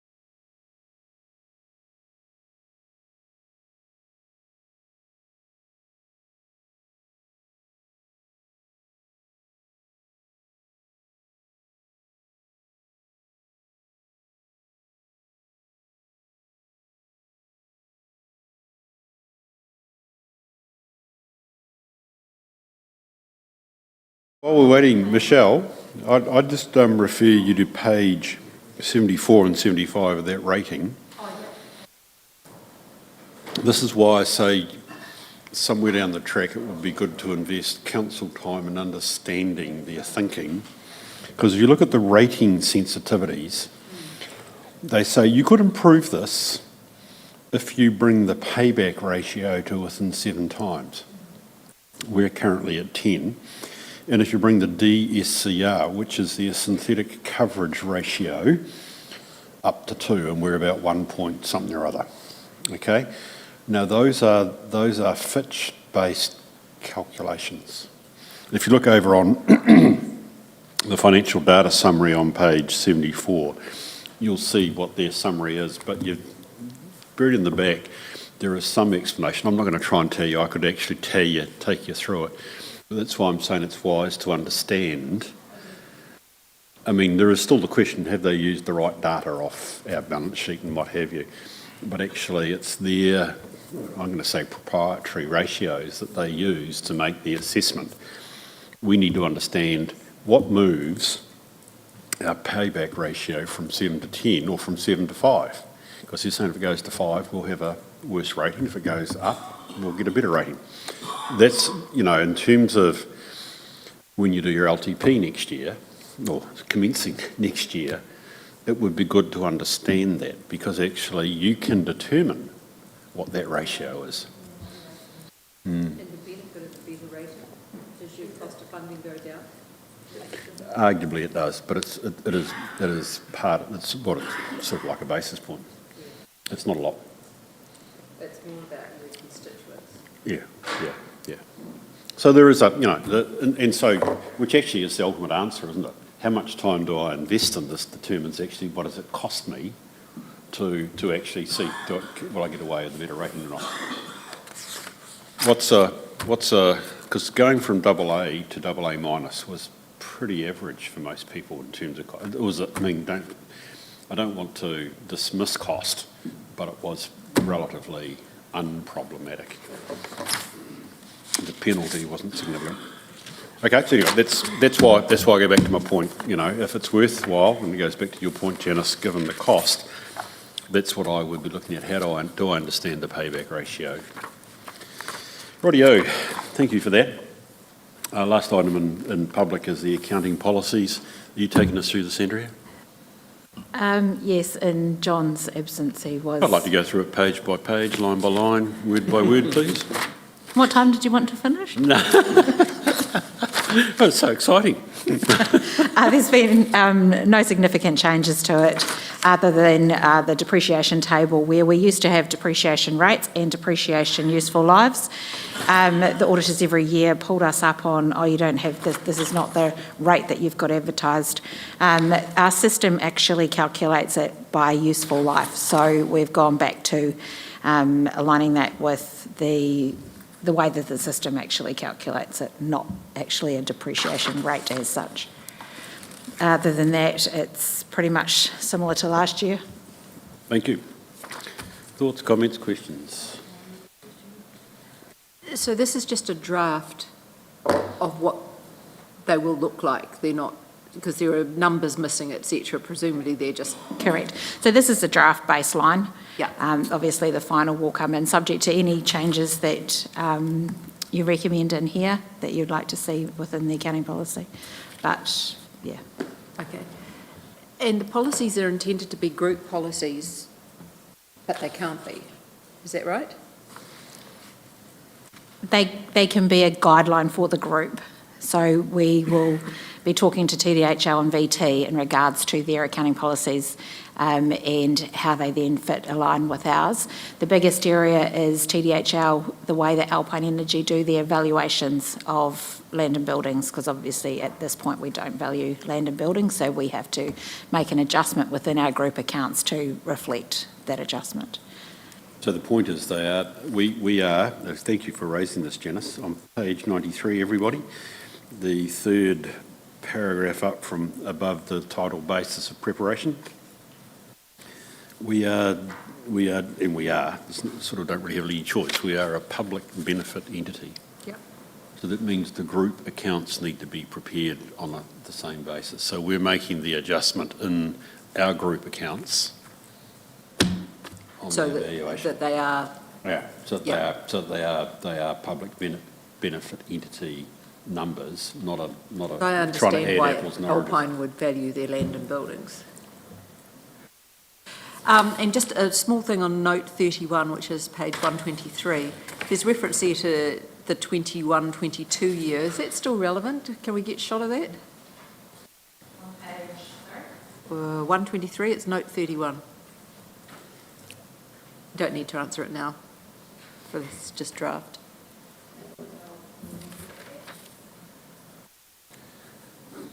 Yeah, it's probably factually correct. Question is, do we need to still keep saying that when we adopt it? Why would we still say that? Okay. Well, thank you. Public entity was certainly one of the ones that I had. I mean, given this is sort of our pre-look at the policies, Andrea, I'm always interested in page 96, where you've quite rightly got the two headings, critical accounting estimates and assumptions, and also critical judgments in applying accounting policies. And if you ever thought accounting was an exact science, this is where it becomes what us accountants deem to be true, very Trumpian. Are we changing in any way the basis of our approach to either estimates, assumptions, or indeed applying the accounting? No. So we've got no reasons. We're going to be applying basically the same assumptions that we carried into the year and in the prior year. correct. Good. Okay, that's a small thing, but I would have been surprised if you were changing it, but that's always good to know. Brilliant. And same with the service performance reporting. There's no issues that we know of around service performance reporting this year? There are? The only thing to note is that it's not, we only do the residence survey biannually, I can't remember which one. So there's no reports for There's no those reporting measures this year? this year. Okay, cool. Take it the auditors are well aware of that? You had a discussion with them about that? Yes, they are. They would like us to do it annually, but it's very expensive and not Yep. huge I think value. we had that debate last year, didn't we? Yeah, okay, cool. Rightio, that's good. Question I should have asked before this meeting. Go for it, mate. These, on page 114, 115, these useful lives. What asset would ever, in sewage, plant and facilities, 2 to 100 years? We'd never have an asset in there for 2 years, for write-off in 2 years. I would have expected something like, I don't know, 20 to 100 years or 30 to 100 years.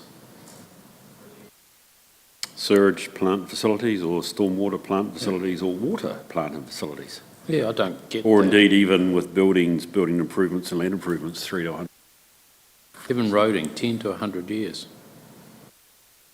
10, you're getting close to your pavement, your surface before you do a reseal, but that will be normally 13, 15 years? Maybe. It's Yeah, the low, it's on the low I just side, thought I would- right? I had the same question. Although I was more the other end, what assets do we have that last 100 years? It's the same with building improvements and land improvements, 3 to 100 years. Some of the drains have probably been there that long. 2 years. No, 100. Yeah, 100's fine. Two might be a dispenser of something. The only one I Chlorine know of, dispenser or, Wouldn't capitalise it. yeah, I know that eroding and basically the sub-base is assessed at 200 years. Yeah. Because that, and almost you could say that that's almost non-depreciable. In fact, it's never replaced, except on a major arterial road. But yeah, that's the only one I know. Yeah, but pipes last 100 years or more, and slightly more than that. Polyethylene's 120-year life. So, but yeah, any vertical asset, yeah, probably only 100 years. Some of the stormwater drains that even installed, was it Bluestone? And Yeah, well, I'm working well, and they're over 100 years old. See, I'm trying to think through, But it's a short period. if we've got these lives wrong, then depreciation's overstated. I think if we take it, Nigel, it's a really useful point, reason we have the policies disclosed. It'd be well worth just reflecting on that one, Andrea, that it seems odd that for what are generally longer life assets that we've got, maybe there's an aberration in there. There's some little piece that we only last for 2 years. I don't know, but if you could have a look at that one, please, that'd be great. Thanks for that, Nigel. Anything else that we need to? Yes, Michelle. Sorry, I've got quite a few, but they're more about the practical application. But my first one isn't. It's about the building and building improvements, and we've about this before. But it still worries me that we haven't revalued our building since 2005. And I'd just like to understand the quantum of that problem. And surely we can do a quick back of the envelope. You know, are we talking about our depreciation changing by nothing, or by 5 million or 50 million? But not wanting to know the answer is not very good risk management, is my point. I know none of us want to know the answer and bury our heads in the sand, but that's not good leadership or risk management. Is that the only reason the buildings aren't revalued? So you don't have to depreciate them? No, that's not the only reason.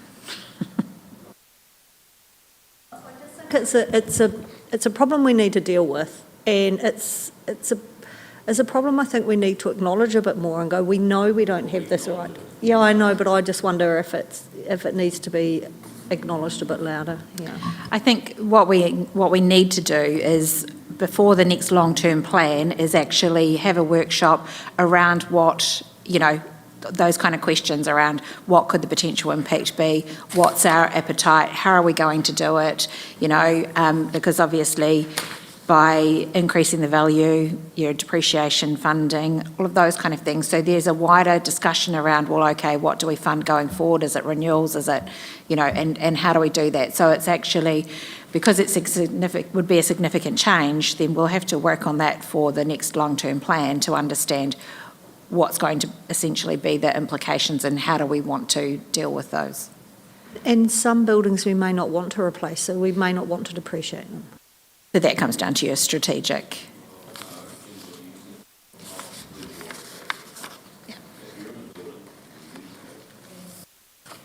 Sorry, I'm more talking about some of our community halls that if you just wouldn't replace them because they're not being used. My point is we need to have this discussion, and I agree that it should be leading into our next long-term plan, but we can't just keep putting our head in the sand. TDHL, I always worry because they revalue every year on year, and we don't. Does that, I presume that doesn't affect anything? Different drivers. Yeah, they're commercial. What do other councils do? I'm just trying to think of my rules around fair value and being a public benefit entity, because we would have to state whether this represented fair value, wouldn't we?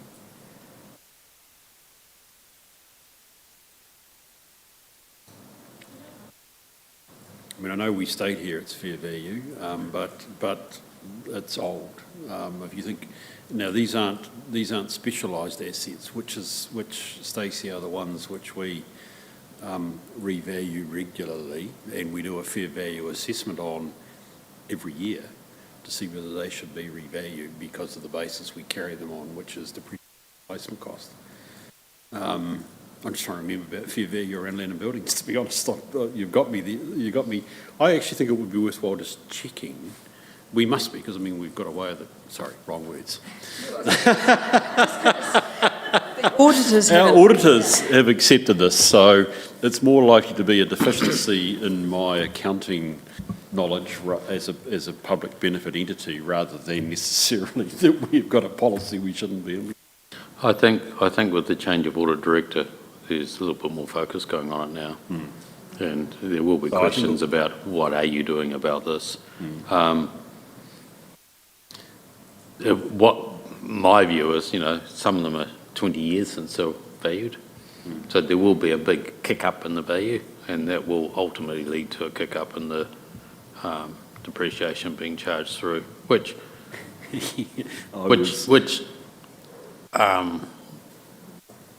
which will... Yes, but it'll represent itself into a operating deficit, which will be the platform for continued higher increase rates. And I think that's got to be really thought through. And it probably could even question our own sustainability.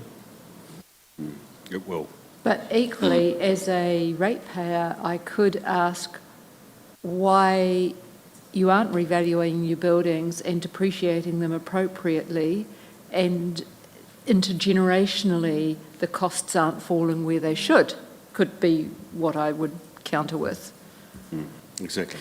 So I think we've got two questions. Oh, sorry. Just note, it's more than just buildings.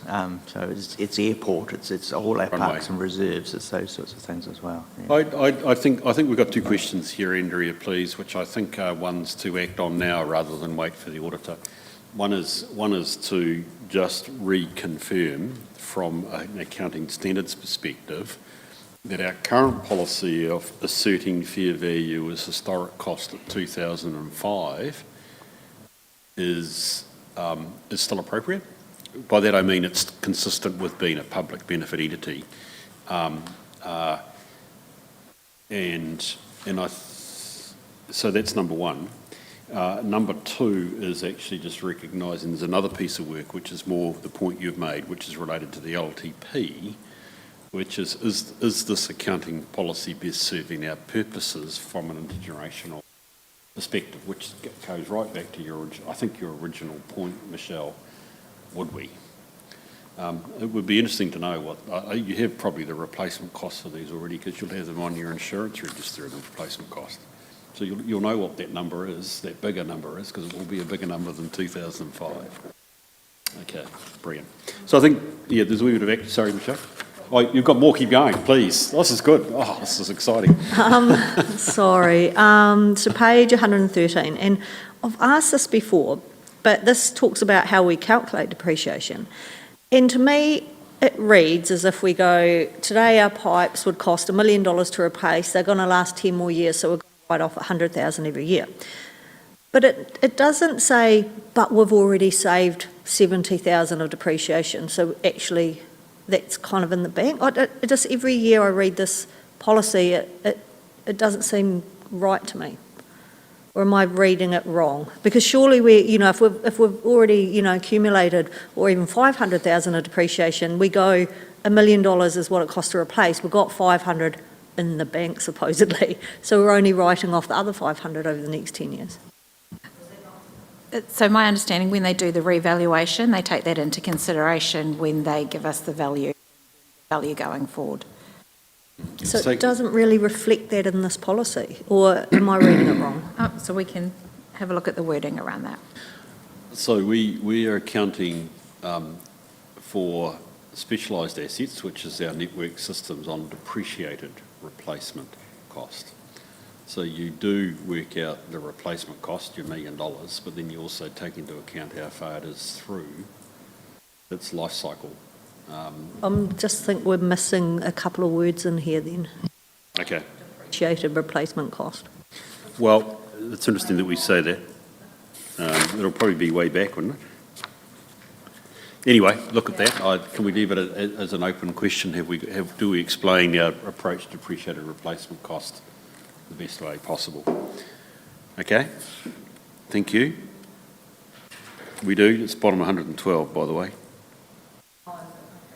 We state, you can see down there, services are based on using depreciated replacement cost. Cool. 113 is disclosing some of the key assumptions that are in it. It doesn't describe the accounting for how it works out, and it might be useful somewhere down the track that before we get to the end of the annual report, we explain how accumulated depreciation is taken into account in terms of assessing the depreciation impact. I don't think that needs to be in the accounting policies. Pardon? I don't think that... No. I'm talking for the committee's knowledge and assumption. Michelle, any other ones that you got? Yes, sorry, just a couple of quick ones. We value our forestry assets every year, given our focus on reducing costs. Do we need to do that? Why not every 3 years to align with the long-term plan? I just wondered, you know, forestry we're doing every year, buildings haven't done for 20 years.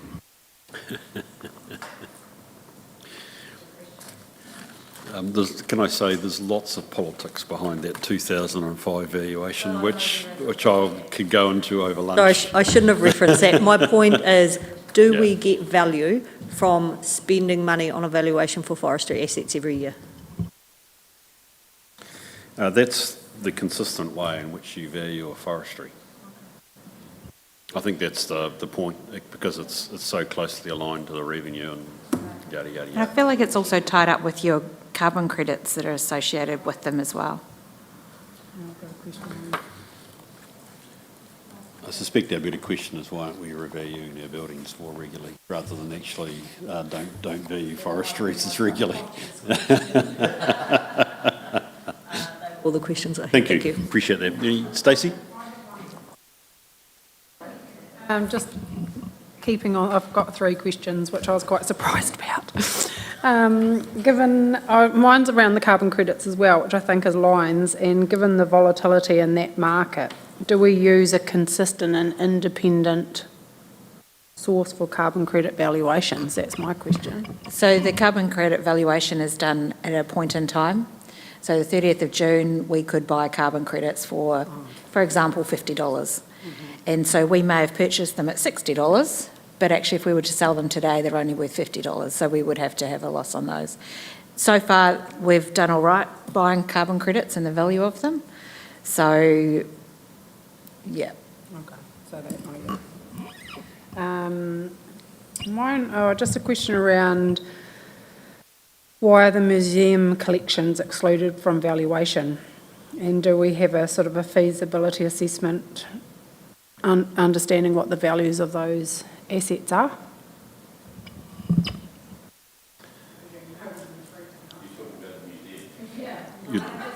You're talking about the collection or the museum itself? The collection, yeah. Yep. So there is a valuation for insurance purposes, but from an accounting perspective, they're not depreciated because you can't replace them. So it's similar with the art collection. The art collection has a value for insurance purposes, but not for an accounting purpose. That leads me to my next one then. Art is at deemed cost, so there should be a valuation. Yes. And there is. We hold them. Yeah, there is an artwork. This is back to our great 2005 deemed cost number. Yeah, so there is on that. So the gallery is, but the museum's not. Because then also our heritage assets haven't been revalued in over, I think I worked out about 30 years. So where do things like that sit? We're about to spend a lot of money on this stuff. Which heritage ones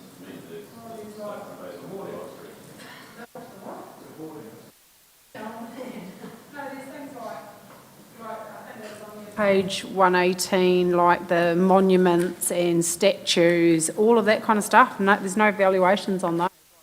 Is that important or not? I don't know. Sort of the same theme around valuing our assets, isn't it? Yeah.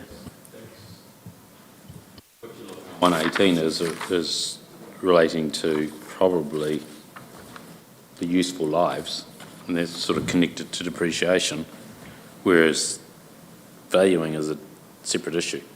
Do you want to value them? Because we're not going to depreciate them.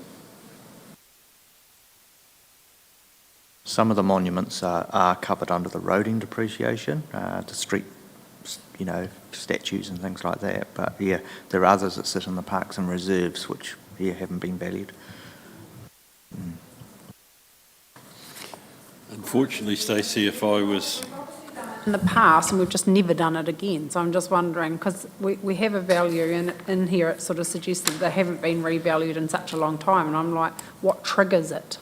I suppose is what I'm trying to understand, is what triggers a revaluation of these particular assets? Probably the CFO.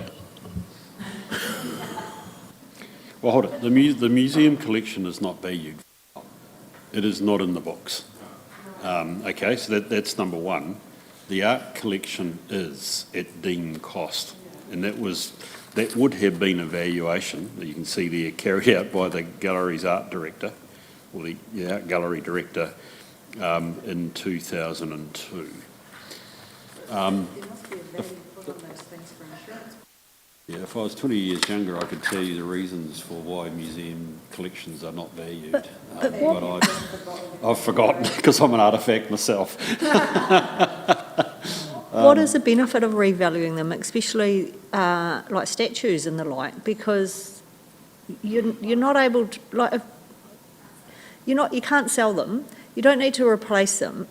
You'd only have to replace, like you think about Bob down there, and he's in storage. If somebody stole them, we'd have to replace them, but we have insurance for that.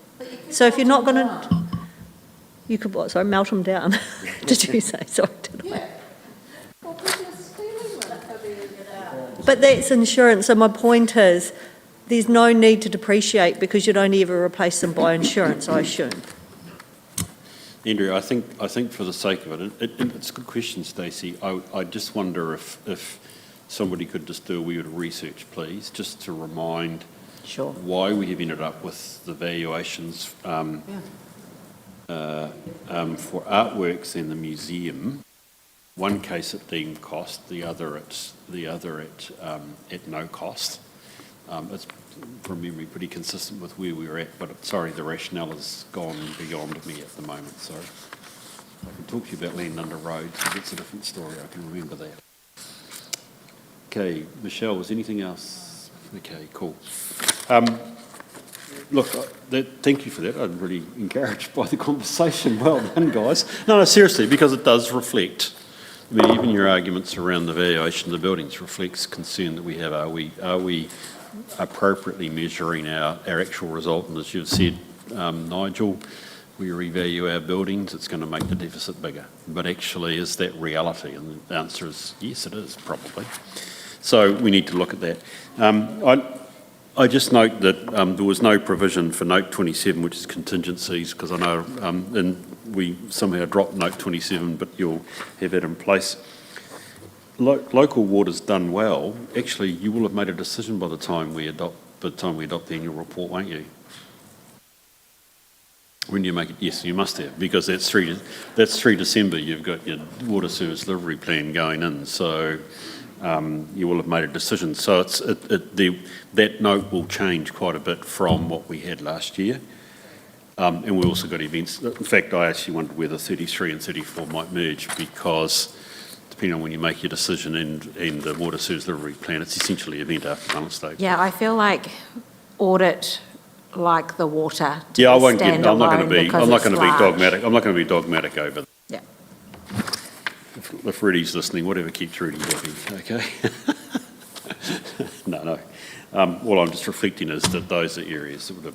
So that's really good. Thank you for that. I'm sorry that we're giving you a week more work, but you can see I think it would be valuable, because I appreciate my members' questions, and I think for the sake of the record, we should just try and get those updated if we could, Andrea, hopefully without too much work. Okay, so the resolution is that we receive and agree the accounting policies for 2025 and the 2026 financial year. So presumably the annual plan will be based around that. And we agree that the accounting policies applied to Tiroa District Council and the CCOs and CCTOs that comprise the group. I guess we need to resolve that, but I think it's obvious, but the answer must be yes. Okay, I'm happy to move that. Do I have a seconder, please? Thank you, Janice. Any discussion on the motion? I'll put it. All those in favour, please say aye. Those against, it's carried. Rightio, I'm just conscious of time. Well, it should keep us moving on, but thank you for the hard work so far. But it's time for us to move into PX. We've got quite a number of items. They're listed there on page 125. And the following pages list the reasons why. So on that basis, I'm going to move that we go into PX. Do I have a seconder, please? Thank you, Scotty. Is there any discussion on that motion? There being none, I'll put it. All those in favour, please say aye. Those against, it's carried.